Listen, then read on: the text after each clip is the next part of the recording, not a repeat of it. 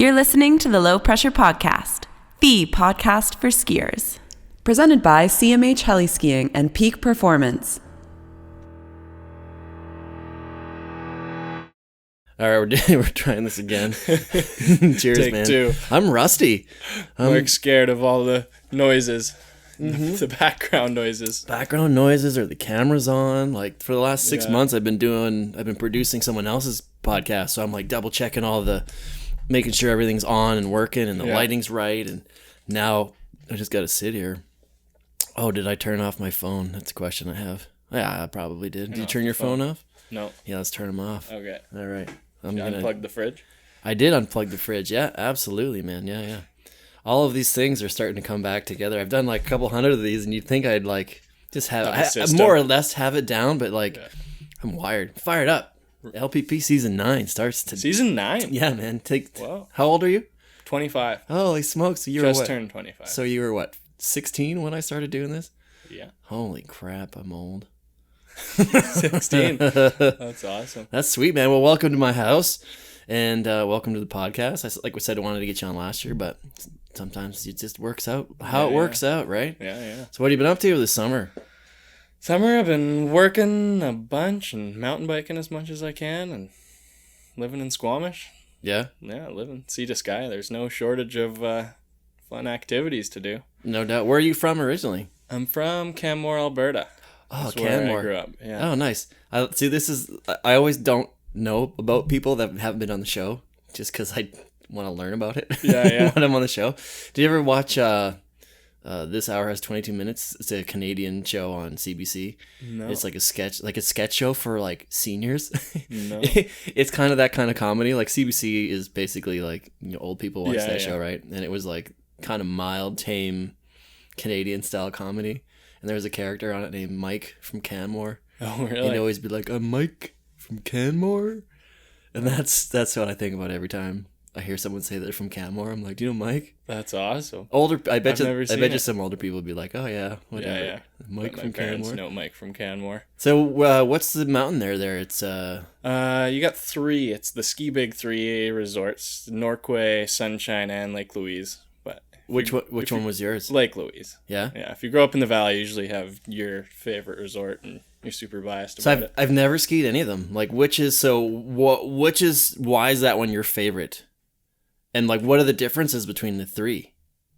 Yeah, Norquay is a lot smaller, but it's right in Banff, so it's like a 10-minute bus ride from Banff, so it's easily accessible. And then Sunshine's a little closer to Banff, but I think by the time you park and ride up the gondola, you'd be at Lake Louise by then. Mm-hmm. So I think Sunshine and Lake Louise are pretty similar in that sense, and they're both great for their own reasons. Sunshine has Delirium Dive and Wild West and all those big runs that are always fun, and then Lake Louise has all the steeps, the alphabet chutes, and Lake Louise has always been the best in my opinion. It's a lot steeper and more fast charging. So is Canmore kind of like the Pemberton of Banff kind of thing? It's like the little town that's beside the resort town kind of thing? No, I'd say Banff's more like the Whistler. Like it's got the party scene. Like Canmore to Banff. Like is Canmore like Whistler? Is it like Banff's Pemberton? Do you know what I mean? Is it that little town, that little quiet town like outside? I'd say it used to be a lot quieter. Now Canmore is kind of insane. They're both insane these days. They're both so close to Calgary. Right. It's kind of like Squamish, right? Yeah, exactly. Right. You're getting into the mountains and it's like both pretty nuts. That's where everybody goes. That's where everybody lives that works in Banff, sort of thing. Yeah. Totally. We have a kid? Shit, we got to move to Canmore. Yeah, exactly. Yeah, better settle down. Yeah, right. It's like Pemberton. There's a big baby boom in Pemberton right now. Mm-hmm. And Squamish for that matter. What made you come out this way? Why'd you move west? A nice change. I've always wanted to live in Squamish. I came here a bunch when I was a kid, and really, yeah, a fair bit. How come?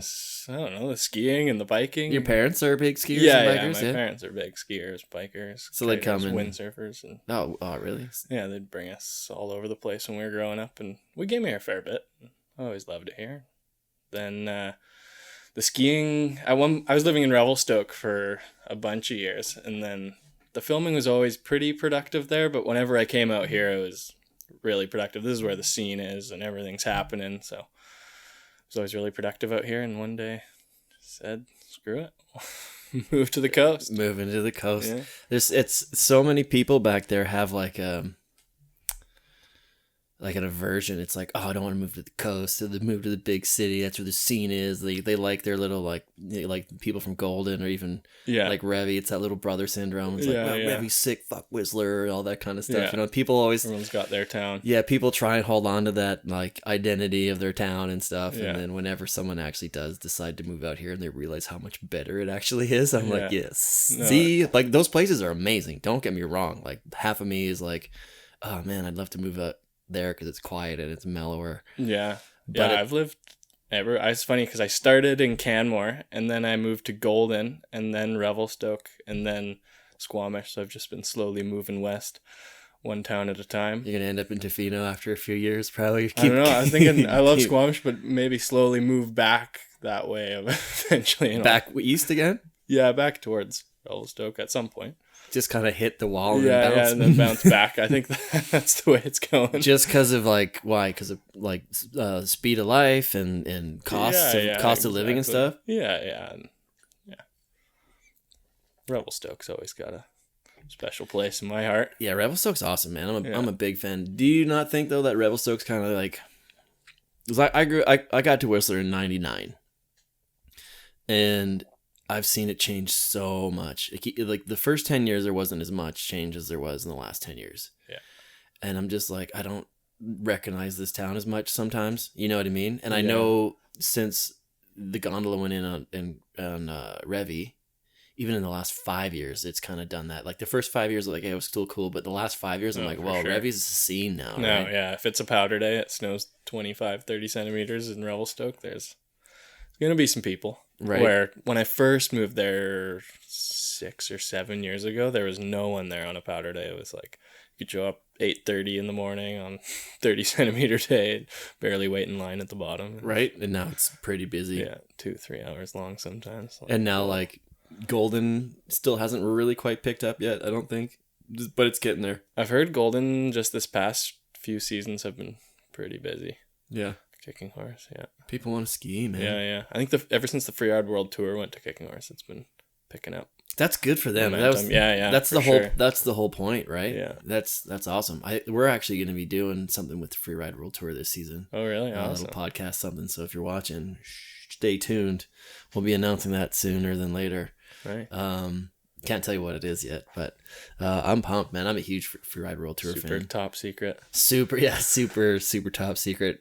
Well, I don't have any details yet, so it's more of like a gentleman's handshake. Hey, let's do this. All right, cool. Yeah. I don't even know if I'm allowed to say that yet, but I think we're good. Nice. So let me ask you this: Revy versus Whistler.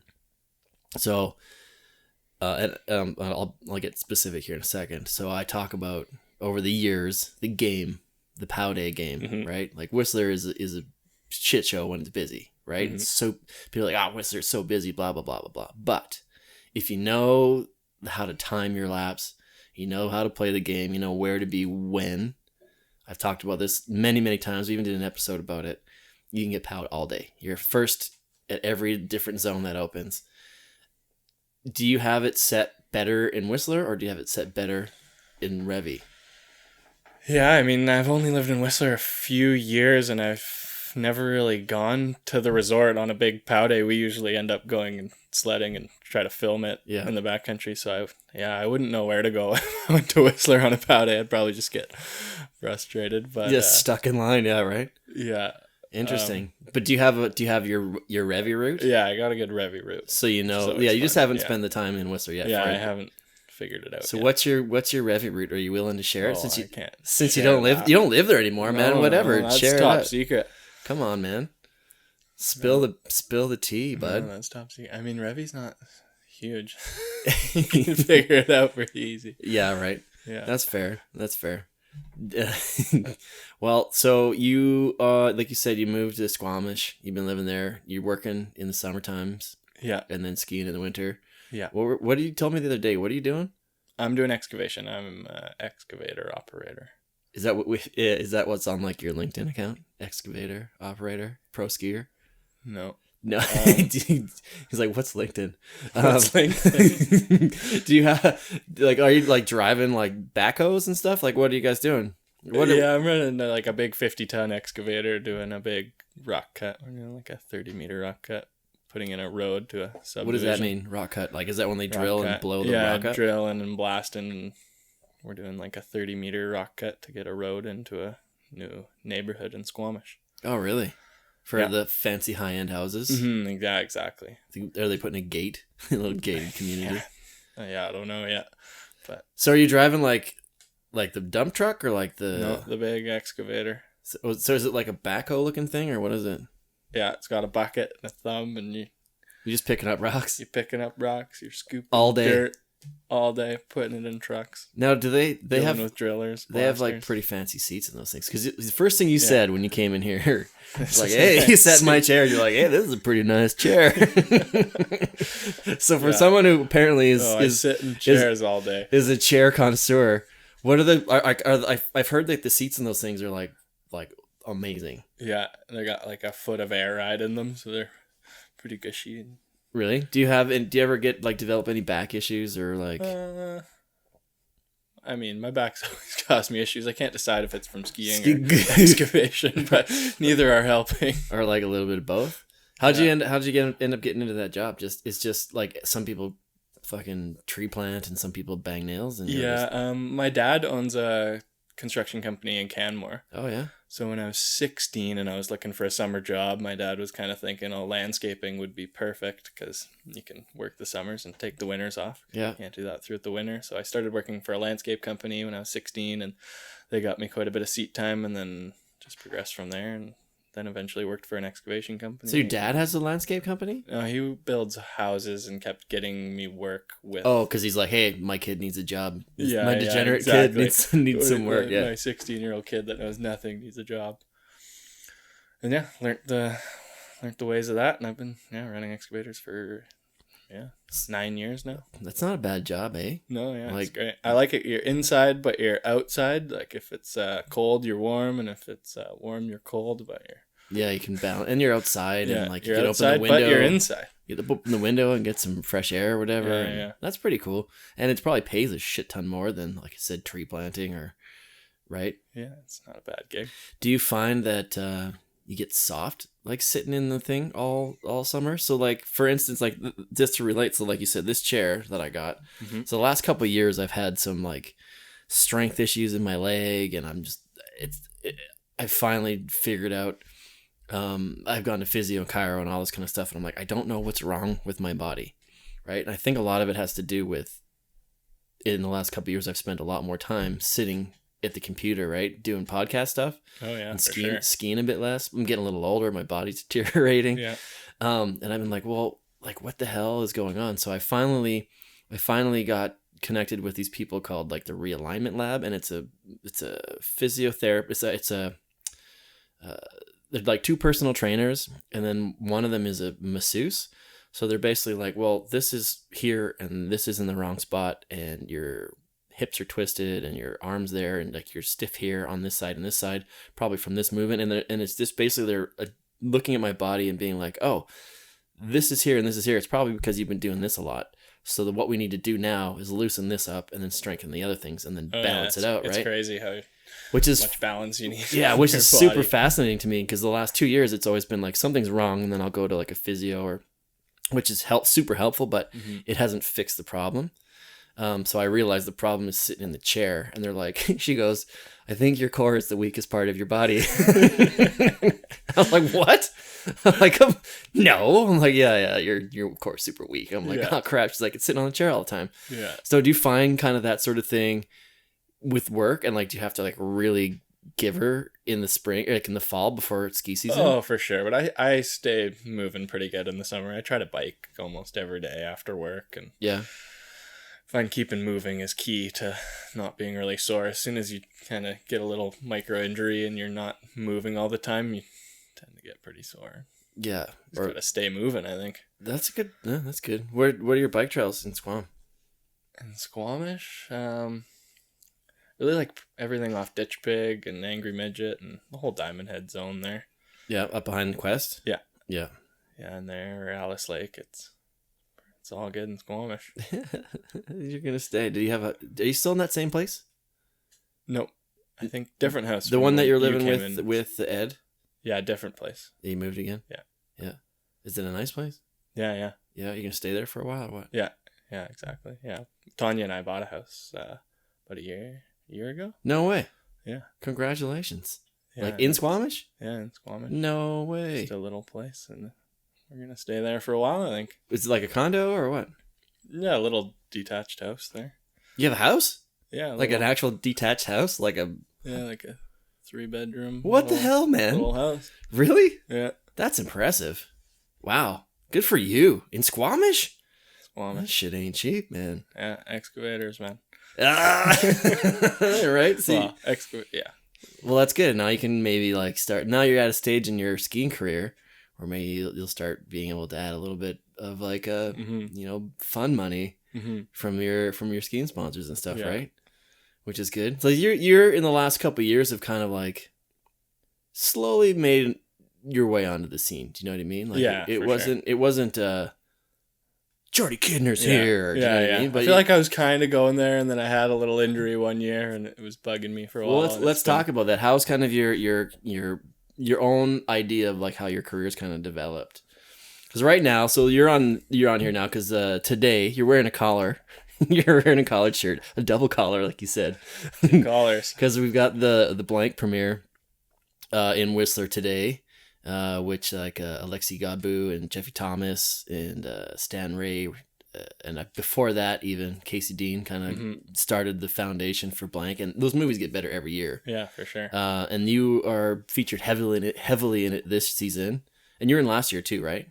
Mm-hmm. Yeah, I've been in the last 4 or 5, but never got out much until the last few seasons. Right. For sure. So that's where you are now. Right, you're blowing up. You finally made it to the Low Pressure Podcast. Perfect. Right. That's the dream. So, kind of, how was how was like the journey for you? Like, where, were you when you moved to Revy and you said you were starting to do some filming and stuff there? Was that kind of the start? Like, go from there. Well, yeah, I guess growing up, I competed a bunch. I did the whole IFSA tour growing up, my whole childhood, and then when I was 18, I decided I don't want to compete anymore, and basically saved up 10 grand and bought a truck and a sled. Yep, nice work. As most most skiers go that way, and bought a truck and sled and moved to Revelstoke when I was 18. And I ended up living with a bunch of friends that did the same thing, Vince Keller and Jake Tootin, Caleb Weston, and a bunch of friends, and we were all living in Revelstoke, 18 years old, learning how to sled, find the zones. Our buddy Caleb was super into filming, or is super into filming, so he was coming out with us, and we were just kind of figuring out how to sled ski and make segments and get good at digging. And, get good at digging our sleds out. Yeah. And then I started skiing with Chris Rubens more and more through Solomon. He was also in Revelstoke. Yeah. And then one day Chris invited me out to film with the blank in Revelstoke. Like, whoa, that'll be pretty sweet. Actually, a pretty funny story about that. So in Revelstoke, everyone parties on Tuesdays. There's always the Toonie Tuesday where you buy your Toonie beers, and there's usually live music. And where? It started at the Regent and then progressed its way to the Last Drop kind of thing. Mm-hmm. And then,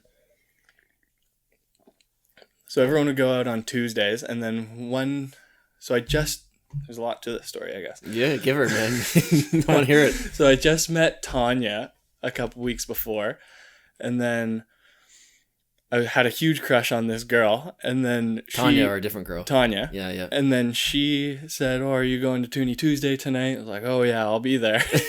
Yeah, are you? Absolutely. Wouldn't miss that for the world. Yeah. And then as we were getting into the night, Chris texted me like, "Hey buddy, I know it's last minute, but can you film with the blank and Josh tomorrow?" It's like, oh no. Oh yeah, I'll be there. So everything's happening at once. Everything's happening at once, and I ended up, it was a super fun night, but as you do, so did you go party, and you're like, okay, all right, so I can party, I can go and ski for this established movie company with Chris Rubens, who's like one of the superheroes of the ski world, and then there's this super hot Swedish chick, Norwegian chick, who is also a shredding skier that wants me to go hang out. I'm like, oh no, what do I do? Yeah, I had How this long huge did- crush on Tanya. We were already kind of out, and then Chris texts me this. It's like, oh, well, I want to hang out with Tanya, but I want to film with the blank. How long did you stay out for? I don't remember, but I remember we stayed out pretty late, and I was feeling pretty hungover the next morning on the way Yeah. to go sledding. But I remember like, oh yeah, Worth it. This will be good. Skiing will be fine. It'll be sick. We're gonna go ski pillows, and then we went and sledded for a bit, and then we toured up to this zone, and it was a pretty foggy day, and it was pretty hard to get motivated. But we went up and we skied some pillow lines, and I tomahawked twice, I think. Tomahawked all day, and then I remember driving home like shit. I shouldn't have gone out last night. I blew it, and then Chris ended up calling me again that night and invited me to Nakasp for the next 4 days, and it's like phew. And then Oh, thank God. I wonder if it was like just because you're chill dude. Like a lot of it, I think, as I'm sure you know that you've been doing it for years, is like you get a dude that comes out and if he doesn't fit in, you know what I mean? Like if he's like a bit of a spaz or he doesn't gel with the rest of the crew, Yeah, do you know what I totally. mean? Like Yeah. that's a rare thing that it doesn't happen. Like Yeah, someone in yeah. that position, they understand it, but like I bet you that's part of it too, right? Like, Oh, for sure. oh, that poor guy tomahawked. But they'd know the story, I'm sure. You're Yeah, like, yeah. oh man, there's this girl that I like. That's why I'm like as foggy as the weather right now. yeah. Right? So they're probably stoked for you. And like they wouldn't have asked you out if they didn't already have a good idea. So No, yeah. it's not like a totally. one. Yeah. I'm glad it's not like a one and done. Yeah, so first day filming with Black, tomahawked all day, and then but Chris invited me on a little trip that night, so went to Nakasp for 4 days, and that was my first time filming with Blank, and yeah, we filmed for 4 days, and Did the tomahawks make the cut? yeah, oh yeah, For real? yeah, my first ever shot with the Blank was a big tomahawk, and it's in one of their earlier movies. Who do you remember who filmed it? Scotty. I'm gonna try and Scotty I'm gonna try and find it. Either I think that or I have the Do you? shot somewhere. Yeah, Or- sweet. Send me that tomahawk clip. We'll throw it up on That's good. I think it's like 9 or 10 tomahawks rotations around. like Yeah. feet head, Oh, head, yeah. like full unextended Yeah, sort of yeah, one of those. thing. I think I did it twice in a row. It was like, Oh my god! Can you? I bet you. Do you remember what your mindset was? Like what like after you tomahawk the second time and Oh, you're yeah. like lying on the ground being so like, frustrated oh no. for sure. Are you the kind of guy that like shows emotion or like shows their like? I'm the kind of person that shows their emotion on their sleeve. If I'm stoked, you know it. If I'm pissed off, you know it. You know what I mean? Like if I do something that I'm like, fuck, Yeah, I slamming know. my thing down, or if I'm stoked, I'm like, that was the best, you know. Yeah, Are you that I'm usually kind of pretty guy? quiet about it, and then have my thoughts later. And then go home and Yeah, like on the drive home, you're like, wow, I really blew it today, or that was a sick day. So no real big ups and downs for you, no. Pretty casual. What so that was your first kind of Blank filming, right? Yeah. And you're still in Revy. Yeah, All and that's right. just when I knew Chris, and then Alexi was doing the editing and helping, and then he kind of figured out who I was and He's hit like, me hey, up. this guy can really hold his own. Like, Yeah, he's spinning and then- head to heels. And then Head- Alexi and I started talking and started filming some more and more. And then just invited you out here, or did they come out and Yeah. see you there, or what? No, that next season I did my first couple trips out here with a sled and good crew to go out with. And that's a big part of it too, right? Like, Yeah. many times on the show we'll talk to people. We always joke about how hard sledding is, as everybody knows. it's honored. And then when you get someone that like is on the crew that shows up, you don't know. I'm like, oh, that guy can actually handle himself. Like we're going up this hill climb. Oh, he made it. Great. That's in itself is, I don't know if that's almost as important as the skiing aspect, right? Like Yeah. you could ski like maybe, on the scale of 1 to 10, if you're a skier that can ski stuff that's like a 7, make it look cool, but you can get there. Mhm. I wonder if that's just as important if Oh, you're a yeah. guy that can ski a 10. No, it's a whole nother thing on its own to be able to get there, sled there, be comfortable out there, Yeah. ski your best. It's like And have faith that, you don't have to worry about oh, that totally. other person too. Like that, it's so, so, so important. Like, Yeah, no, it's a big team sport out there. right? Yeah, Right? trying to get to the zone and get everyone to the top of the zone, get everyone down. Right? And then not have to worry about anybody, or do you know what I mean? Like, Yeah, no, it's a big team effort. yeah, there's a lot of stories. I wouldn't, if someone's like, hey, we're going to go to this thing. I'm like, I don't know if I'm going to go with you, because I don't want to be that guy. Yeah, You know what I mean? Like, yeah. I have a sled. I'm capable. I Mhm. can get to places, but in no way am I ever going to be like, oh yeah, I'm fucking good at sledding, man. Yeah. I don't think I'll ever say that. You know? Looking back on it, I'm so stoked. I spent a year with 4 or 5 of my friends, and we were all learning how to sled, and we all sucked, and we all got better together. Right. And then by the time I got the opportunity to go sledding with these guys, I knew how to ride my sled all right, so it worked out. But it'd be so stressful. You're like, oh, I can go filming with this production company and they're going to take me sledding, but I don't know how to ride it. Oh man, It'd be so stressful. Yeah, it is what it is, right? Have you heard of those electric sleds? What are you riding on right now? Ski-Doo. Ski-Doo 800 163 track. Yeah, the classic. Yeah, what year? 2021. Oh wow, you got a brand new one? Yeah, I got it. Like, did you just spring check one for this year? No, it must be 2020. I got a new one last year. Still nice. Yeah. That excavation must be, can you get me a job? Yeah, if you want to work a lot. Yeah, how many hours do you put in a week? At least 50. Most of the time, 50 to 60 hours a week. Yeah, and that's what it's there for, right? Like you take the winters off for the most Yeah, part. yeah. Do they need you? Are they like, hey man, we need you? But they know the deal, I'm sure. Mm-hmm. Yeah, I work for a guy named Matt Woods. They're a longtime Whistler family and big ski family, so they kind of get it. They understand. They support it. Yeah, they understand it. They're stoked. Have you ever seen those Tega sleds? Yeah, the new electric ones. Yeah. I've wanted to try one. They were out here last year with them, and I saw them up in Brandywine, right? ripping around. I've been trying to get them out here because I was like, look, I talked to the guy. I'm like, hey man, like, how many journalists actually know how to ride a sled? Yeah. Not saying I'm a journalist, but I have a microphone. Do you know what I mean? I can make some shit up. Yeah, but I was like, you guys need me. yeah, like I can actually create content and effectively use it in the mountains. I'm like, let's hook it up, even if it's for like a weekend or like a week. Give me a sled for a week, and I'll go send 2 sleds out, and I'll take people out, and we'll record episodes or whatever. Yeah, no, I think once they get better and their range gets better, they'll be wicked. I think they're like 140 kilometers right now. Yeah, I think it varies if it's really deep. I don't know how far they make it, but Depends on how, right. And I was thinking about that the other day, like with like electric cars and electric like planes, like the Harbor Air, the seaplane company in town here.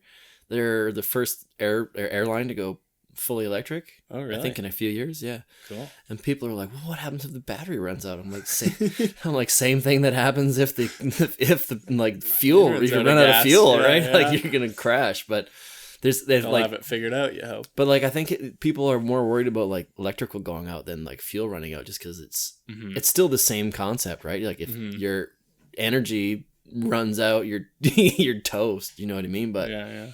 I don't know. Maybe people just don't trust it yet. But that's something I'd like to try, to be honest. Oh yeah, for sure. Does Rubens talk about?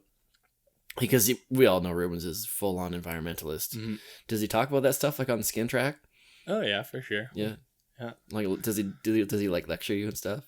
No. If you pull out like a sandwich wrapped in like cellophane instead of like a beeswax wrap or something, does he start giving you crap? No, not really. And he's like, "Where did you get that lettuce? You didn't buy it from me." Yeah, no, he's never given me too hard of a time. Teasing. I love you, Rubens. He's a farmer now. That's fantastic. I got to get him back on the show. No, it's so cool. I want to do a farming podcast with him. Yeah. No, he's fired up on farming. It's cool to see. Right. Yeah. What are your goals for this season now? So like that's kind of where you're at. You started in Revy. When did you move to Whistler? Why did you decide to move to Whistler? Like you said, just because. This is where the scene is. You're coming out here enough. You might as well just move full time. Yeah, exactly. Because were you with Tanya by that time? Dating Tanya eventually, right? Yeah. Tanya and I lived together for a few years in Revelstoke, and then moved out here together. And then the blondes started taking off too, right? So you're like, well, let's all move over there. Mm-hmm. Emily already lived here because she was doing her helicopter things. So yeah. Tanya had friends out here. I had friends out here. Is Janelle's the only holdout? Hey, she comes out a little bit though. Yeah. Whatever. Yeah, that's fine. But it's cool that whole. It's kind of a new generation of like skiing, like skiers. Do you know what I mean? Like, it's cool to see you guys are now kind of established as like, you're no longer the new kids anymore. Mm-hmm. You're like second, third year veterans. I was thinking about this the other day, like Cooch too. Like he was on the show a few years ago, right when he first got started. And it's been like 2 or 3 years now, and he's like kind of like the veteran now. Yeah, and then so you guys are kind of right in that new generation of like, mid 20s, early 20s rippers that have been around for like 3 or 4 years. You've established yourselves, and now you're creating your kind of legacy sort of thing, right? Does that word concern you? Is that I said legacy, and you're like, oh.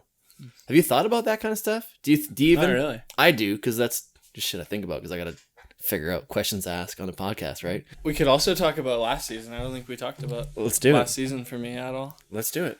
I was trying to find Like, something. how was last season? How was last season for Be you? like, how is it being a pro? How is it being a skier? For me? No, you How was it being a pro skier How last is it season? being a pro skier last season? How Mark? how was it being a pro skier last season, Gord? No, last season was super fun. We traveled around British Columbia. We didn't leave BC, but we traveled around a bunch, and we hit everything perfectly. We had good luck. We kept joking that Scotty had a horseshoe. Oh, really? Because stuck he up his gets butt. you timed it right. Yeah, we just timed everything. Like, we had the luck on our side last winter. All right, Talk about it. We started the winter here, which was pretty great. It snowed a bunch here early season, and we shot so much POW up on the resort, actually, which was pretty nice and easy. You didn't have to... I thought you were a sled resort too far. skier. Well, yeah. I got a pass this year, which I'm actually Yeah, really nice. All excited right, cool. about. I'm gonna. Yeah, we should go skiing. You yes. got to show me your route. Yes. Yeah. So, Blackcomb, I've got it down to a science. Yeah, like no, I can don't have to I can guarantee you I will ski more fresh POW on Blackcomb than Okay, like, one aside POW from, day. If I'm hitting you up. get in line. We're gonna get in line nice and early. We've talked about it a bunch. Okay. I always like it. I'm like, follow me. Yeah. Let's okay. do this. I'm super into this. I need someone. That fires me up because I like showing people that kind of stuff. And then Whistler, I don't know quite as much, but I do know a lot of the zones on Whistler. But anyways, we're talking about you. We're talking about me. Okay. Yeah, no, last winter was great. We started here. We shot a bunch of POW, and that was really fun. And then we had the opportunity to go to Sentry Lodge, one of the Golden Alpine Holidays lodges in Golden. Yep. Hoji works for them, right? Yeah, Hoji and Maddie is a custodian Richard. up there, and Maddie and Isaac and a bunch of those guys, and that is just the dream place to go skiing. Cool? Oh my god. Especially I grew up when I grew up watching ski movies, I was watching Chris Rubens and Eric Orlifson ski these lines at Golden Alpine Holidays while I lived in Canmore and was skiing around Golden, and I knew, I was like, that's the dream. Yeah. And then this past season, and especially watching those guys ski the lodge spines at Sentry Lodge. Aren't they like right there? They're right there. You wake up, my bedroom window was like, you'd see these, you could scope your line from your bedroom window. Are they below the lodge or like? They're like right across. Like, you literally, it's optional to put your skins on because you can just skate over there. But we put our skins on because you walk around a bit and just the snowpack. But yeah, it's literally right there. And then growing up, it was like I was watching movies, and Eric and Chris and all these guys were skiing Golden Alpine Holidays, specifically the lodge spines. And it's like, that's the dream. And then last season, I got the opportunity, and I found myself skiing the lodge spines with Chris and Eric. It was like, whoa, that's a moment. That was my dream come true. Right? Like, that's pretty sick. Childhood dream come true. So that was really fun. Yeah, just that whole trip was incredible. We had 10 days of great snow and stability and such a wicked crew. Right? Yeah. And you're skiing with your hero? Skiing, Chris Rubens. Like, I love Eric, and then Alexi and Stan. I skied with them a bunch in the past few years. I definitely look up to those guys, and it was like, all of us together at Sentry skiing, and it's such a good crew. Was that the highlight of your career so far, I figure? Yeah, I think that one morning skiing the lodge spines with Eric and Chris and Stan and Alexi. Is there like a moment where you're like standing on top of the spines and you get like, wow. You're kind of in the moment when you're doing it, but when you're drinking beers kind of at the lodge right after, it's like settling in. You're like, are you like, do you have a moment where you just kind of sit back with a beer in your hand and you look around and you're like, that just happened, this is happening, this is my life right now. I'll definitely never forget that one. Yeah, and you're like late at night having a beer outside looking at the stars. You're like, oh, check that off the list. Yeah, sweet. So that was, and then what else? You said that you get a bunch of stuff that happened this past season that you were pumped on. Yeah, we did. I had a crazy winter. I didn't have anything planned going into the winter, like not one trip. Just like the one coming up. Yeah. I have nothing planned for this winter, but last winter I spent 1 week at home because we had the Sentry trip, and that was trip of a lifetime. And then we got home, and then it was really good in Revelstoke. So we did a Revy trip where we ended up staying in a little town just south of Revelstoke for 4 days, and it put -30, but the snow was really good. So we stayed there and got a bunch of filming done, which was really fun. And then I got home and it was like, okay, time to chill out for a bit and see my friends and hang out. And then Ian Morrison actually had contact tracing for COVID, so he couldn't go on this next trip. Oh, I think I heard about that. Monashi trip. Yeah. I felt so bad for Ian because it was like I heard about that. I such totally a sick trip lined up. I heard about that. What a bummer, but it worked out for you. And it's like he didn't even have COVID, but it's like someone he worked with within the past 7 days got tested, but Ian didn't. So I was like, I got contract traced. I had to shut it down for 10 days because of the same thing. So Ian couldn't go on this trip, so I got the opportunity to go to Monashi with Sam and Cole and Riley, which was super fun. And yeah, we had 4 wicked days of skiing at Monashi. We hit it so good. It was like blue sky, deep, and stability the first 3 days, so we got some stuff done. And then the last night, another funny story.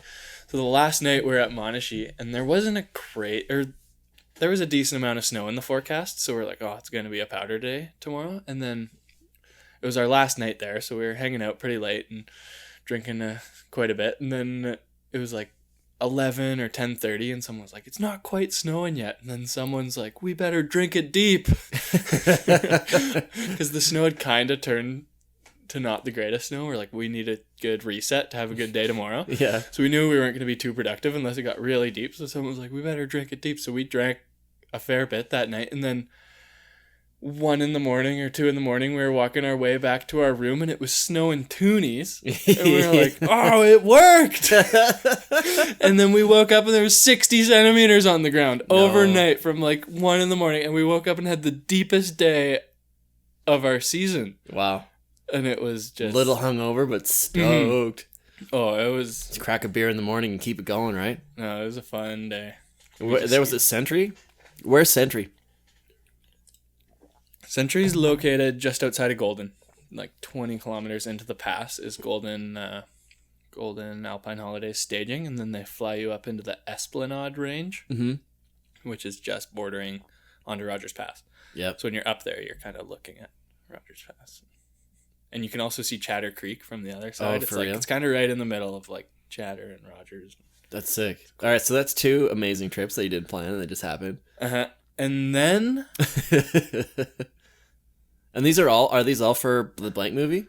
Yeah. And then a little bit of head stuff? The Monashi was for a head episode. Yep. Which was a cool opportunity. And then what happened? Yeah, we did Sentry, then Trout, then Monashi. And then when I got back from Monashi, we went on the Traverse. We went to Golden Alpine Holidays and did the Traverse. There's like several huts, right? Yeah, there's 4 lodges that makes up Golden Alpine Holidays. And we did the Sentry trip in December. And then we went back in March and did the Traverse and started at Sunrise Lodge and then went to Vista or Meadow, then Vista, then. How cool is it to be like to come back to that zone like so several months later and then see how the terrain has changed and how the snowpack has changed? In December we only went to Sentry and we just spent our 10 days around there. And then when we went back in March, we started at the other end of the tenure at Sunrise Lodge and then worked our way to Sentry. So most of the terrain we covered on that trip we had never seen before. Yep.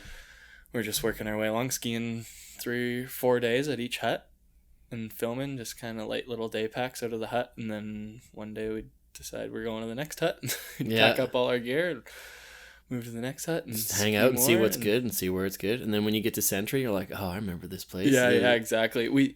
Exactly. It was really fun. And then was it much different? Like the amount of snow that fell? Was the terrain, were the features any different? Yeah, because we didn't really ski around Sentry that much because that lodge was actually booked out. We kind of we were at Vista and then we just walked over there. All the people, all the paying guests were like, God, the damn ski pros are shredding all our lines, right?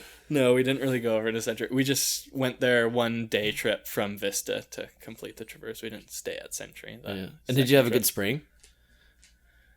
That was kind of the spring. We did we did that Traverse, and then right out of that Traverse, Chris and I had 1 day off in Revelstoke, and then we went to the Cathedrals. Oh, cool. which is a zone kind of near Osoyoos. Yeah. It's like a secret. It's like this secret zone that no one knows about, which is like zone. I think Alexi was telling me about. Someone was telling me about it. Mm-hmm. Well, let's not talk about it anymore. Just keep it secret.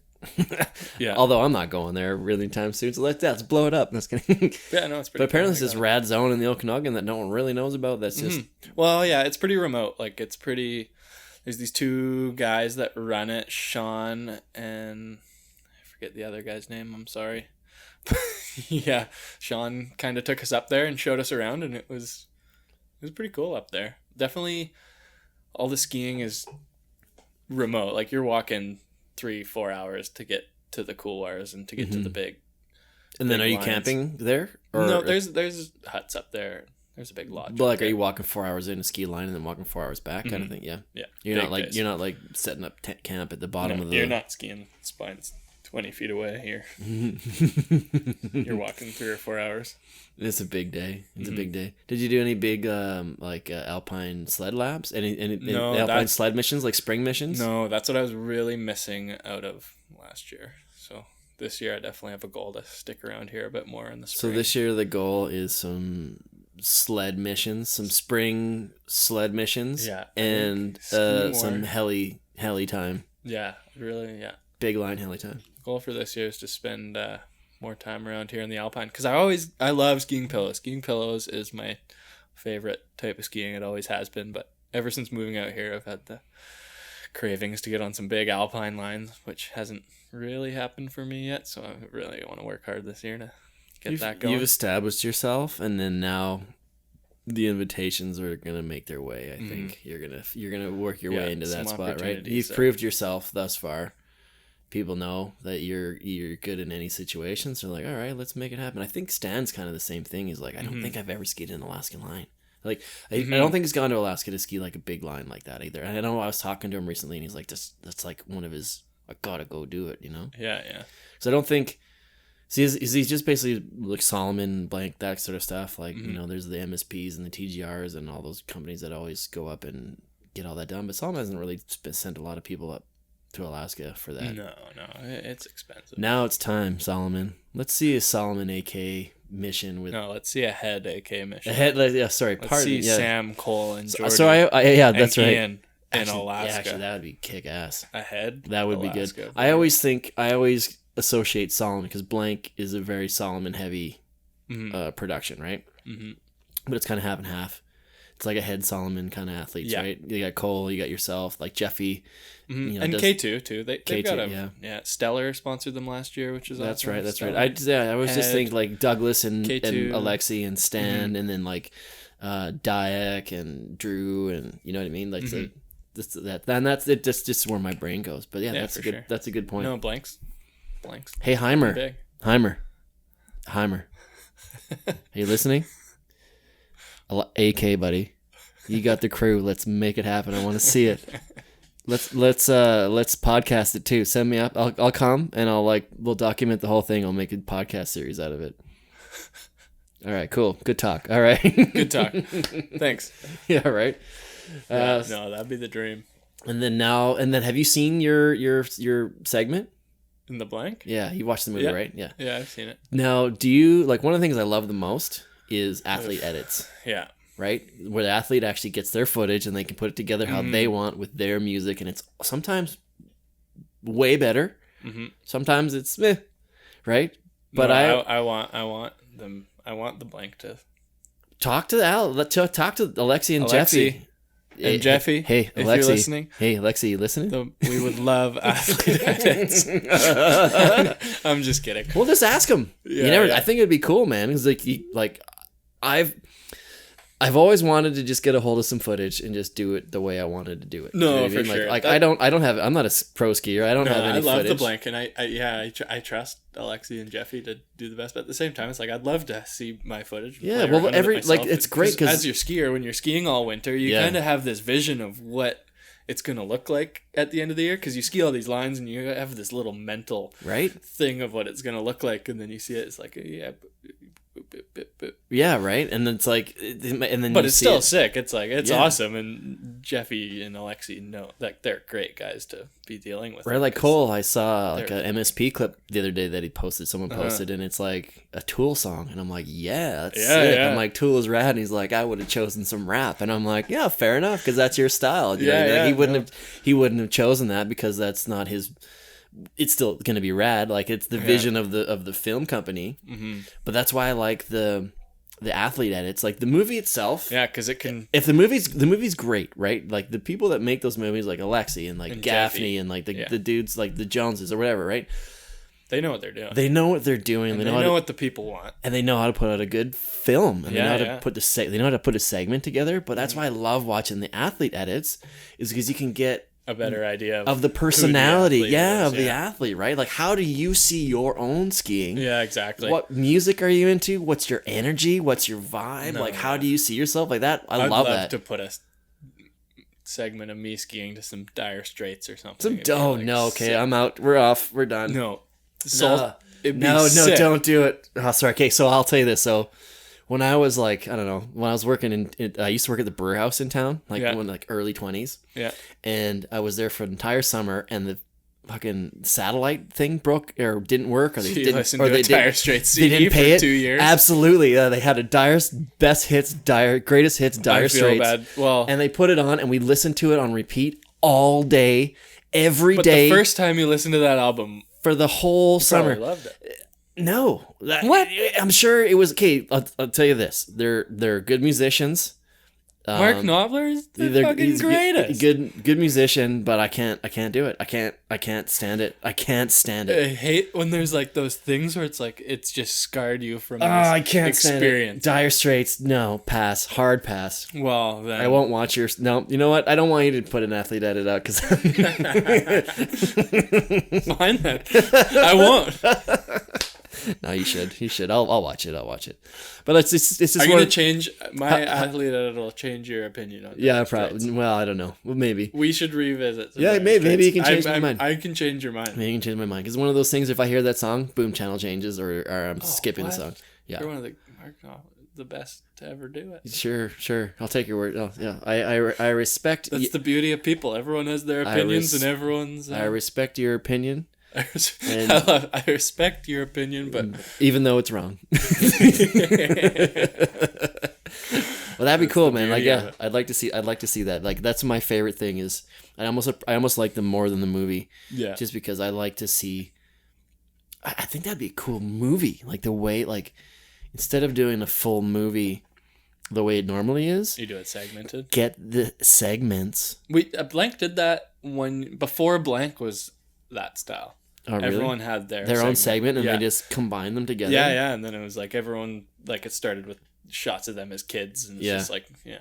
It would be cool. It would be cool to have each athlete like edit their own clip, and then to have all these components, and then figure out how to blend them together. I think that would be really cool too. I don't know, but like I said, I like the idea of like seeing.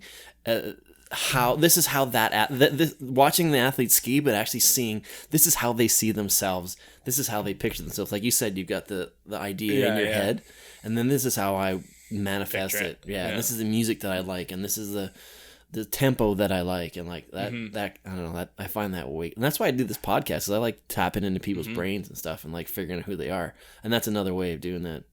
Yeah. Right. Yeah. Right. Who are you riding with this year? We got Stellar Equipment, which is pretty young company out of Sweden. They're an outerwear company, and they're amazing. They make wicked gear. Yeah, they got a cool shirt there, or whatever that one is. A light jacket, collared down jacket. All right, your second collar of the day. Yeah, 2 collars. It's like your dress shirt. It's like your dress jacket. Exactly, it's my dress jacket. My premier jacket. Yeah. Do they do like outer like hard goods and stuff, like helmets and stuff too, or no? Mm-mm. Just outerwear. Mm-hmm. And they got base layers to shells. To... bike stuff too. Nope, no, just skiing. Yeah. Skiing and running. Oh yeah. And they make nice pants, like just casual pants. Oh really? Yeah. Is that what you're wearing now? Those ones? No. Oh, because I need so I'm looking for a pair of pants right now. I was telling someone this the other day, and then all of a sudden all these pants start showing up on my all the pan ads. Start showing up on my feed. Yeah, no, Stellar's been great. And then Head free skiing, I just signed with Head recently. Yeah, a couple years or something like that, or what? Yeah. What's that all about? How does that work? So I know Heimer is the Heimer's the man, the legendary. And I think it's Heim. I think it's fantastic that he's doing what he's doing now. Like he's a bit of sure. he's kind of wearing a couple hats. He's a rep, but he's also the team manager, which I think is the best move any company's done, because Heimer was pro rider, man. Yeah, and he's just so involved with the brand, and he's awesome. Well, and he knows all the challenges, and he knows what to expect, and he knows how to talk to a rider, right? Yeah, like he gets all the situations. Exactly. Sometimes you get in these situations and you're trying to explain it to your sponsors, but Heimer gets it because he's been there, right? Yeah, exactly. And he knows how to like talk to you in order to like put you back in your place, or he knows how to talk to you to like get you pumped up or talk you through an issue of like the situation or whatever he said. Totally. You know what I mean? Yeah. So that's got to be super, super helpful. Yeah, and that's pretty. Those are my two sponsors. Yeah, and then do you ride for anybody else, just like on a gear deal or anything like that, or? I try to keep it pretty simple. Minode Sports from out of Banff definitely helps me out. Okay. A fair bit. Yeah, Tatum's family's shop, right? Yeah, I grew up with a bunch of the Minode's family, so they've that's been cool. Close family friends. Do they have more than one shop or just the one? No, just the one in Banff. Yeah, that's pretty cool. And then so you just say if you need like a helmet or goggles, just someone that you know that's got a deal, say, hey, can you pass me a helmet or goggles or something like that? Like, how does that work? Do you care? I wear Head helmet. Oh, do they? Goggles. Oh, okay. Yeah.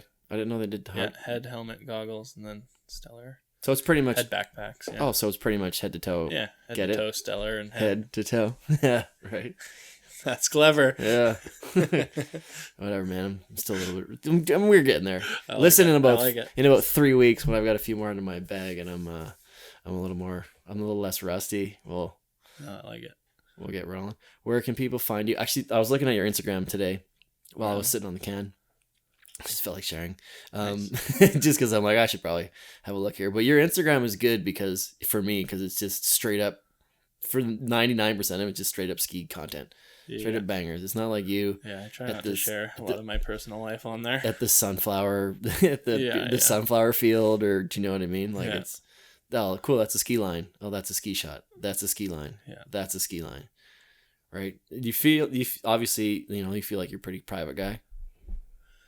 Yeah, I don't know, not private. I just never liked sharing my whole life on social media. Yeah. It gets a little weird. You're like, yeah, you're not the guy that seeks the limelight, but that's what I've learned so far here, is that you're not a guy that seeks it out, but you have a certain comfort level with it. Yeah. And then it seems like you know how to manage it well. Mm-hmm. You're like, well, all right. Working on managing it. What do you think are some of your some of the room for improvement for you with that kind of stuff? I don't know. It's always a battle in your head. You're like, I could be more personable on Instagram, and of course all the followers would get to know you better. But at the same time, it's like, I don't know. Do I want to share that much about my personal life on my social media? And right.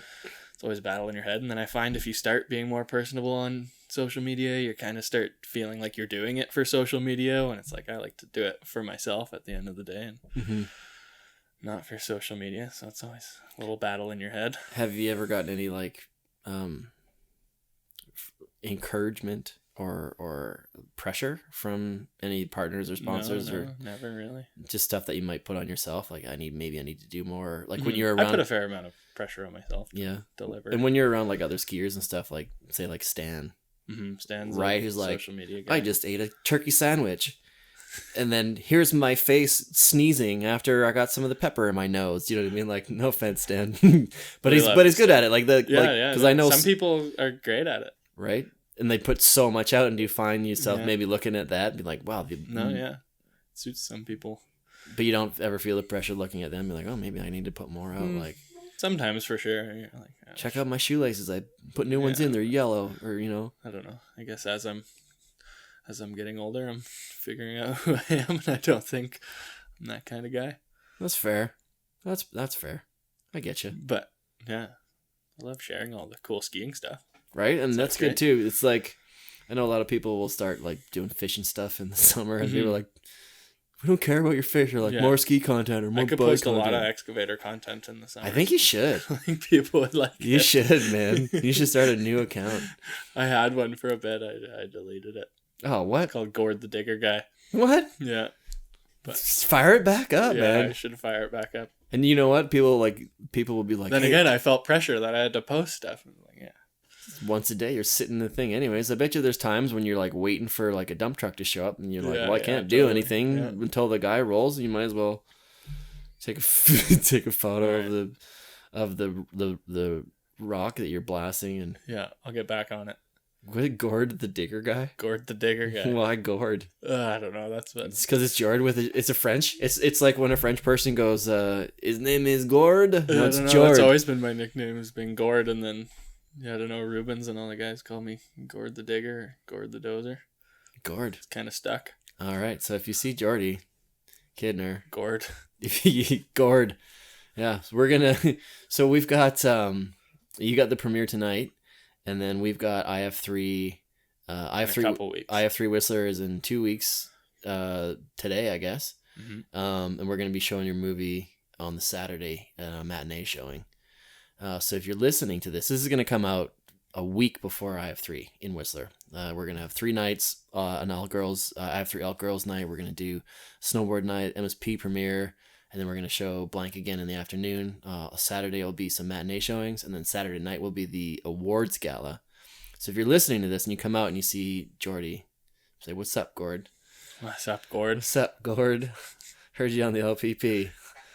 Can I get your Instagram digger account? Gord the digger guy. Gord the digger guy. So I hope it's ready for then, man. Yeah, I'll have to put it back up. Right on. Where can people go find that? Yours, not the Gord the digger guy. Yours. Where can people go can find it? find me, Jordy Kidner. Jordy Kidner. Jordy Kidner on Instagram. There you go. And Facebook. And the latest Blank movie, which is called Tales from Cascadia. excellent. Last year was what? Follow the Forecast. Mm-hmm. Yep. And then and then this year's Tales of Cascadia, which is a local movie because COVID shut everything down. And We had a crew filming in the States too. Oh, did you? Josh and Lexi and Drew and all those guys. So there's a bit of everything in there. Sweet. Actually, at the end of last year, I was talking about how I'm really looking forward to seeing all the movies this year because they're all gonna be local movies, local athletes skiing their local zones. Yeah, yeah. And I was like, almost we should like do a competition, like a bracket system, like whose zone is better, who skis Like who- intersections. Yeah, kind of, right? Like Tahoe versus Whistler, or like Utah versus Tahoe, or like, you know. Mm-hmm. I wonder if we can. I'm gonna look into that. I'm gonna watch some. I haven't watched any of them yet. I'll talk to Schmuck and see what he has to say. I think, like you said, I think they just wrapped up the judging for the awards show this year. We'll see how it goes. Yeah. We'll see him tonight. We'll see if we can get some info on it. Try to bug Army Yeah, right. Yeah, exactly. and Jeff. Well, dude, thanks for coming. Thanks for having me. Cheers, buddy. We will. I don't know if I'm gonna come watch tonight, but I'm gonna come hang out. Yeah. I'm gonna come. You've seen the movie. You're going to watch it on I will. IF3. At some point in time.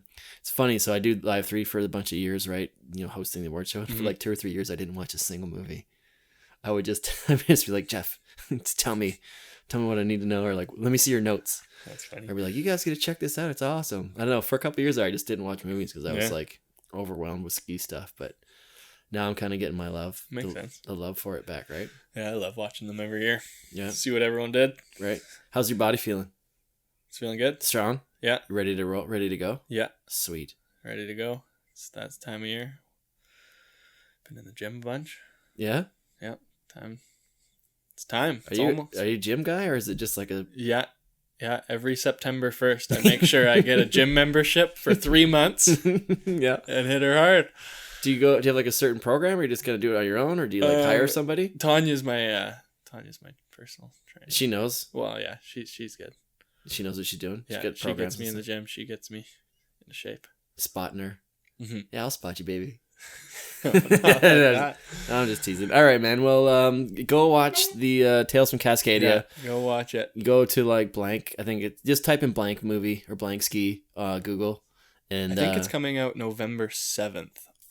On Solomon TV or one of those places on the internet for free for sweet your viewing And pleasure. I think Alexi was telling me there's like 45 premieres locations. There's So a bunch of premieres for the next few months, and then November 7th. I guess that's only a month. Yeah, November 7th. There we go. It'll be out. There we You can go. Watch it at home. Right on. Well, go listen, go watch. Thanks for coming, man. Yeah, thanks for having me, Mark. Yeah. You've been listening to the Low Pressure Podcast, the podcast for skiers. This has been a Redmark Media production.